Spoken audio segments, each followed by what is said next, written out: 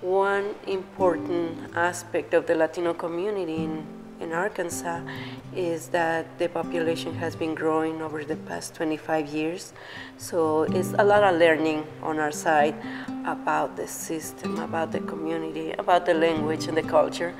And for that, it is a lot of opportunity for us to grow, to learn, to provide services to newcomers. From 1990 to 2010, the demographics have been changing in Arkansas. Northwest Arkansas is, in some instances, the population have been growing up to 800% a year. But currently, Arkansas is home of almost 190,000 Latinos. Primarily, the biggest issue that is a factor for the community is immigration. Because of the biggest influx, known Arkansas to be the fourth largest influx in the nation of Latino populations, this has brought the expectation as well, but also immigration now plays a factor when individuals are afraid of seeking the workers' rights because they could have a fear of retaliation with the police, with immigration, or just employment threats. So certainly there is a change in dynamics, change in the way that the city, the state provides services, the language. This community integration is a process, it's a journey. It takes everybody in the community to come to terms that we are living in the same place, and it is for the benefit of everybody to work together, to have a common interest. Well, the computer classes I received from the organization have had a great impact on my life. It has been, for me, like the continuation of a dream that had been on pause since I had begun studying to become a secretary in Mexico during my school years.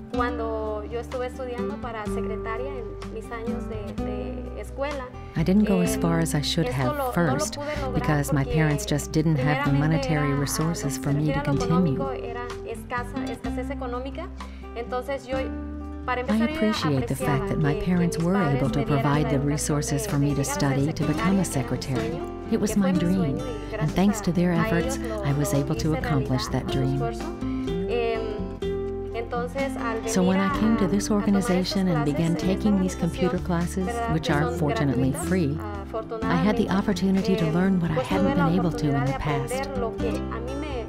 Thus, nowadays, I feel more confident, more secure in myself. Más confiada, no nada más en ello fue que me ayudó, sino también en aprender para poder ayudar a mis hijos a que ellos utilicen. And those classes not only helped me, since in them I was taught how I, in turn, could help my children by making sure that they were using the computer only for positive things, such as doing their homework and not just as a plaything or for negative things. So this is something that we have been cultivating. We have been encouraging our clients to find out more how they can be active in the community, because certainly they're coming to receive a service, to learn something, and when they realize it's not just receiving services, is they growing into other dimensions.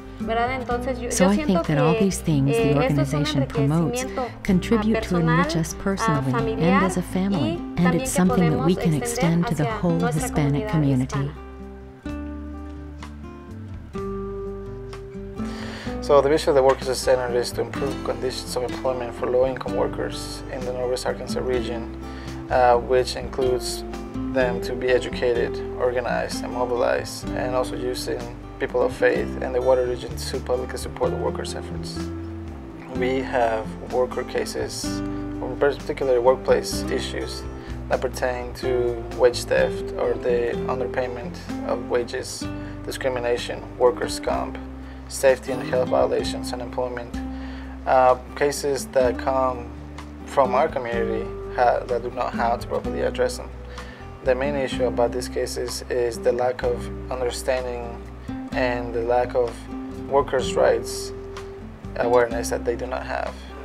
Yo acudí a ellos por parte de mi trabajo, donde yo laboraba era limpieza. I sought help from this agency because at my job, which was a cleaning service company where I worked from 7 p.m. to 11 p.m., they laid me off.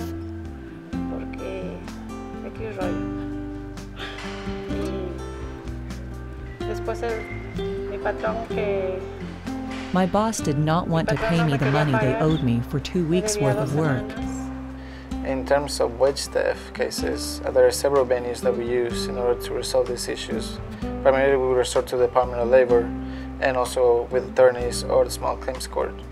Many individuals are being exploited for months with false promises saying that they're going to get compensated in general, but never do in totality. Some of them get paid partially, but not as a whole. And when it comes as a case to us, sometimes we have people that have more than thousands of dollars already currently being owed for months.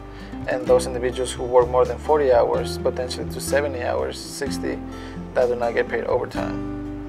We are sometimes afraid to seek help or demand our money because we feel threatened by the thought that the employer is going to call the police or immigration and that we will be deported.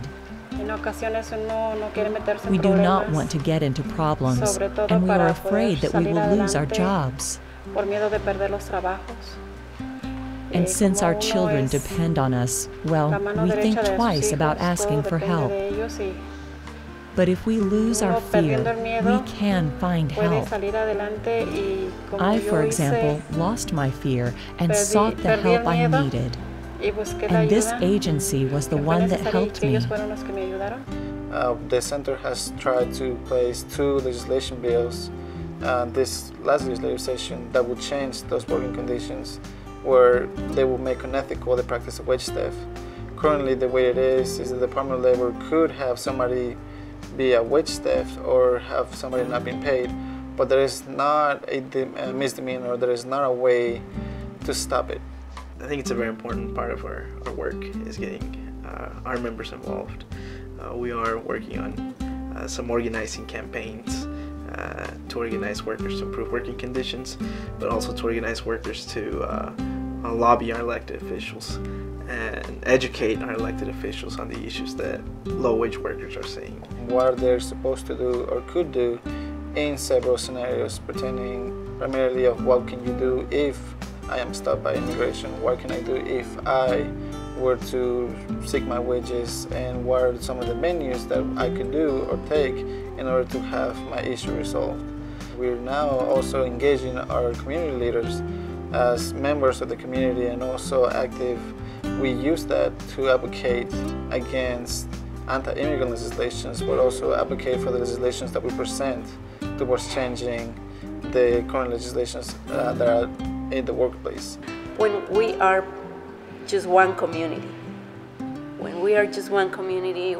we see the interest of everybody is our own interest as well.